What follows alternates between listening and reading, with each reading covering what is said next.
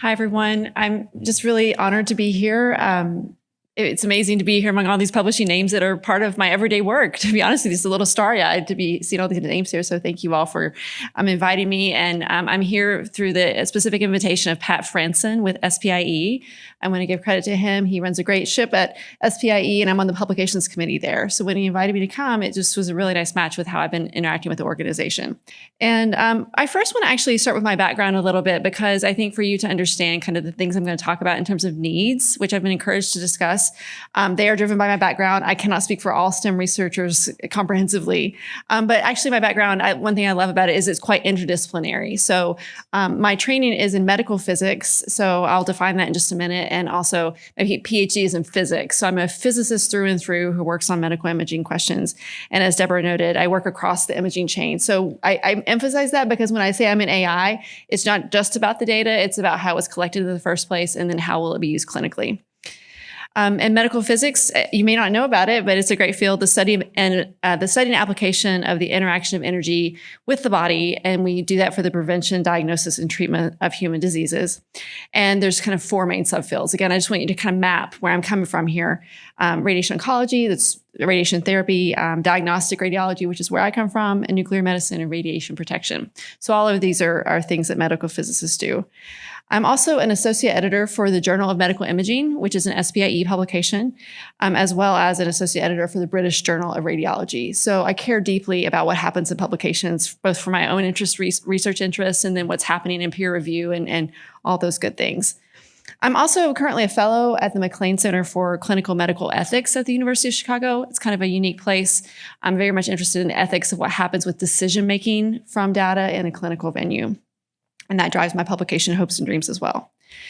As Deborah mentioned, I work on computer-aided diagnosis, which is a field that aims to use information from medical images to help clinicians make their decisions. And I work in breast and ovarian cancer. We always like to have pretty pictures, so I just had one up there for you. We've been working on some great projects related to segmentation of ovarian lesions. Really excited about our results.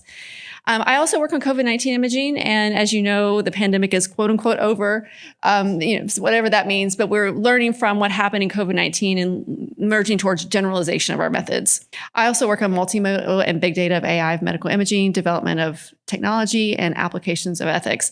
I mention all of these things because when I hear about what is interesting to you all in publications, especially in AI questions, it's not so different. You think about interoperability of data. We do too. You work about tasks that you need to do with data that can perhaps be facilitated by AI. We do too in medical imaging. So I think we have a lot in common. I wanted to make sure you were aware of that. Pat actually especially asked me to mention about MIDRC. So you can say the acronym out loud, and you can spell it out, but you can also say MIDRC. It's a little easier to say. And he asked me to mention this to you because I know that in publications, there are these questions of what data gets used to train large language models, how and why is that selected? Again, not a different question in principle than what happens with medical imaging.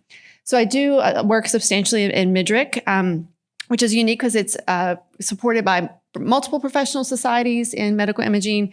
It's where you have a contract with the NIBIB from the NIH. And lots of good stuff happening there. It was developed to kind of, launch this long dreamed for database, data repository, you can call it, of medical images, which is actually really hard to collect well. And we've got some great procedures for that. And specifically, a means by which researchers could address topics no single image archive could yield independently. Very similar, I think, to the questions in large language models in publishing. And we have two scientific components with the data itself and then also the capabilities behind it. And what's really cool is that, if you have any interest at all in working with medical images, you can even go and download images yourself. The goal is to have the AI-ready imaging studies completely free to researchers. So you can do that. But I think Pat wanted me to mention it because, again, we've done this question of how do we collect data that can be used for large transformational AI projects. And there are some interesting parallels there, perhaps for large language models. And I'd be happy to talk with you all more about that if anybody wants to talk afterwards. We are proud of our achievements. We have a lot going on. And if you're interested, you could take a little picture of that and come back to it later. But a lot of good stuff happening with MIDRC. I also just want to let you know I've been, maybe some people think I'm pretty young, but I've actually been around a while in terms of devices I've used. And so when I talk about what do STEM researchers want, I've kind of been going across this pathway. So I remember back in the days of using Tandy 1000s and all that kind of good stuff. The iMacs, I took apart an iMac one time because I was a Windows user and thought that I had messed up and couldn't get a disk out of it. If you're a new Mac user, right? And you're like, I'm dragging that icon to the trash can. What is that? I didn't believe it. I took apart my roommate's computer while she was out and put it back together. We were good. But I learned it was a problem there I didn't really need to address. I've also worked with several publications workflows. So I remember back in the day working with mimeographs. I remember going to the stacks, looking for journal articles, copying them. And it was an amazing day when those copiers added like scan to email capabilities. Wow, right? We should take a moment and appreciate these advances. They were huge. I was also a blogger. Do you remember blogs, right? So Prof Hacker PH, rest in peace, 2018. It was a great blog for professors and researchers to come together to share like these tools that we use for publications. And so you can even find our archives now. And then, a screenshot from the most recent episode issue of Radiology. I've circled there at the bottom, the PDF button. It's just magical, right? When you think about going from mimeographs to the PDFs that you can OCR and pull things into we should take a moment and appreciate these great things that have happened. So I do want to say kudos to the publications community. You made a lot of this happen. And so we use it every day, and I'm really grateful. So my charge for this presentation, too, I want to be really clear because the title is A View from the Future, but Deborah encouraged me to be really practical about the here and now. So I have leaned into that. So I'll be discussing what is the current state of my use of these systems, not just publications. She encouraged that. What do I need from these systems? What needs to change? And then takeaways, one hope and one concern. I do want to be really clear and practical, though. I don't have time to talk about the financial models behind the scenes as well as data security. They're really important. I can talk kind of dreams and frustrations, but at the end of the day, money matters and security matters. And I want to give place for that. It's behind the scenes through all this. So the current state, I just wanted to give you a picture of what does a STEM researcher like me do day to day. And I'm going to fill in a whole bunch of circles. So lots of research myself, small scale, large scale, like through Midrick, a lot of mentoring, teaching, collaborating on science issues in practice, AE and reviewer for journals, and collaborating on conference organizing. And I've actually included that too, because I think the platforms that happen in publications are important for conferences. Grant funding, we can just think about a big cloud behind the scenes at all times. I think we can all agree upon that.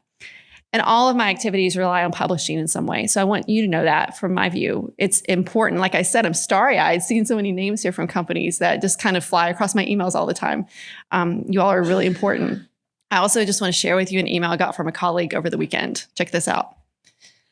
We were talking about some data. It was for conference organization. And he said, let me know if you can access it.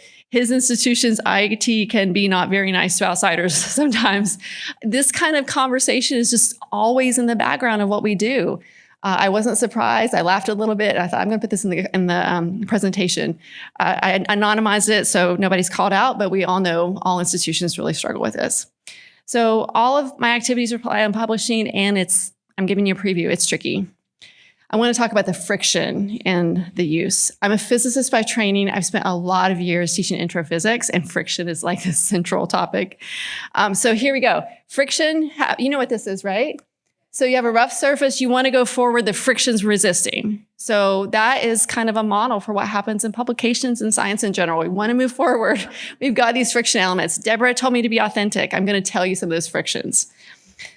Disparate systems for aggregating a knowledge base from many sources. I'm going around all kinds of different publications trying to build my knowledge base. All these systems are different.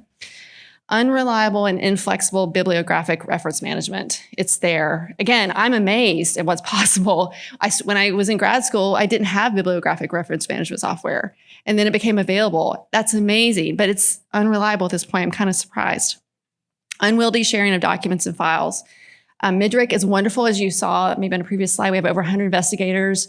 We're collaborating between the NIH, the FDA, other institutions. File sharing is a constant issue. Firewalls, does a certain institution allow all the things? It's just tough. The hassle and clunkiness of formatting manuscripts. and other materials for peer reviews. You all know this though, right? I'm just putting it in my own words. Mentoring trainees to navigate firewalls, aggregate their own knowledge base, and to judge quality and utility. I've been an educator in physics for a long time. I take very seriously my role is to not just teach them physics, but how to think like a physicist. And that means kind of working through data, knowing what to use and how. High volume of low quality, out of scope, or non-responsive submissions to journals. You see it all the time. Check this out. Slow responses to reviewer invitations, if at all. I put that in an angry yellow text. I hope you can see that. And poor quality review. So these are the frictions. So I put these little angry kind of angular things because they are my frictions day to day. And I say that with the best of intentions. You all know this, but I'm just putting in my own words. And that's where we are. So I have a combination of gratitude. So the current state of my use of communication systems makes use of some amazing features. I still can't believe I can send a PDF into Zotero and the magic happens. And tools, but it's fractured. It has a lot of friction. And to be honest with you, I spend a lot of time maneuvering through these systems. It's kind of a two sides of a coin thing. So what do we need? I actually want to talk about this through the lens of the SBIE Journal, Journal of Medical Imaging. There was recently an editor-in-chief switchover, and it was a really good time to kind of pause and look at their editorials and learn from them. So I've got screenshots from the outgoing editor-in-chief's editorial and then the incoming. So the outgoing, Mary Ellen Geiger at the University of Chicago, and then Bennett Landman. Unfortunately, his name's not there. Bennett Landman's at Vanderbilt. And so I have some highlights from them that I just want to note to you. So Mary Ellen said, due to the great vision and effort of the medical imaging community, the journal serving as a resource for the community, as the field of medical imaging expanded, she's looking back in time, so did JMI with sections on landmark medical imaging innovations. And then Bennett said, JMI stands as a pivotal platform for converging research at the intersection of many fields. He also calls out AI. He says, we recognize the need to explore AI in all aspects of scientific research. Writing, he names a few things and then includes writing and even possibly review and publishing. So when I sat down and looked at these editorials, I was trying to thinking, what do we need from communication systems? And kind of 4 points jumped out to me. At the core, publications for scientists is about community. You think about all the ways that community works together. And I'm a pretty idealistic person, so you see this coming out here, but I really do think science is about community. And I think that's at the core. But platforms are the things that kind of wrap around that and make the community happen. I'm going to jump over to the last one. Bennett called out innovations in communication systems. I'm right there with him. I think we need some more innovation. And what wasn't said, but I think we would all agree with in science, is timeliness. There's a time factor to publications that's really important. And so if we take all of these, what do we need? I'm going to throw out kind of, for each of these 4, I'm going to take the liberties of naming 2 specific things that we need, knowing that I don't speak for all the scientists. Deborah has encouraged me to be honest, so I'm going to be there. And I would like to open up a conversation and see what you think. Mechanisms for community. We need mechanisms for scaffolding peer review involvement with trainees. When we think about the problems of not having enough training or having enough reviewers, there's this big leap between kind of you're a trainee, suddenly you're thrown into the field. How do you do good peer review? We don't have a great system for scaffolding that in terms of like the systems behind the scenes. And we also, and I'm saying this, researchers want to partner with you to develop and sustain financially viable open access. We know that this is an ongoing point, and every person I know in science really wants this to work. And so I would like to see more partnership between the 2 groups. Platforms, we need seamless text and data management. There's data about publications, and that's what I mean here. We also need streamlined publications processes. I mentioned that a little bit earlier, but it's a huge source of friction. We need timeliness. We need high quality peer review. A substantial part of that's on scientists themselves, but it also is facilitated by great platforms. I want to call out how important and impactful professional editing services are. I was talking to one of my collaborators before I came here, like, what do you think? And she was like, oh my gosh, I had the best experience with a recent publication we had. She said, we made this manuscript, it got accepted. And she just spoke of how impactful the professional services were to really move that into production as rapidly as possible with as high quality as possible. And then we've seen it on the other side too, where, we're asked to do what's basically copy editing, and we're not good at that as researchers necessarily. It just doesn't work out well. So knowing how good it can be when a great professional editing team is in the process, I want to highlight that as a universal need. I also want to emphasize It's interesting, Nandita, your previous presentation about like the low view of AI and its importance. Wow, I feel really different about that. So again, I want to emphasize I'm not speaking for STEM overall. Maybe it's because my day-to-day is about AI and I feel really positive about what it can be done when it's done well. I really think that AI can help us triage materials on this like friction of the time involved and the high volume of low quality materials. And collaboration on identifying text and data and curating and maintaining generative AI built upon our knowledge bases. I think this harkens back to Pat's point about how maybe there's something in MIDRC about our goals of kind of accelerating medical imaging research in AI.